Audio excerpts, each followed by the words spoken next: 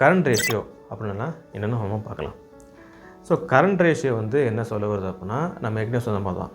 So வந்து ஒரு தற்போதைய ஒரு கடன், ஒரு குறுகிய கடனை வந்து அதாவது இப்போதைக்கு உள்ள கையில் உள்ள ஒரு அசட்ஸ், சொத்து மதிப்பை வச்சு எப்படி அடைக்கிறாங்க அப்படின்னு பார்க்குறது தான் இந்த கரண்ட் ரேஷியோ.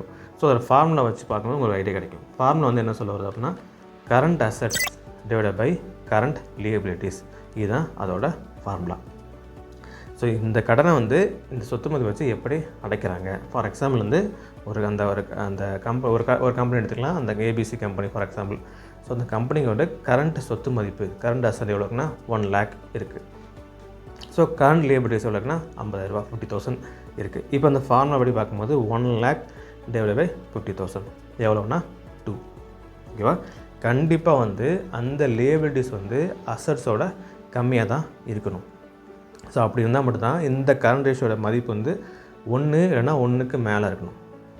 இப்படி தான் ஏன் சொல்லுவாருன்னு, ஏன்னா வந்து சொத்து மதிப்பு தான் அதிகமாக இருக்கணும், கடன் வந்து கண்டிப்பாக கம்மியாக தான் இருக்கணும். ஃபார் எக்ஸாம்பிள் அந்த டினாமினேட்டர் வேல்யூ இருக்குல்ல, ஸோ அது வந்து எப்போவுமே வந்து கம்மியாக தான் இருக்கணும்.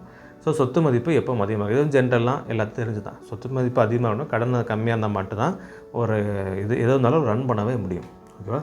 ஸோ இது எப்போவுமே 1க்கு மேலே தான் இருக்கணும்.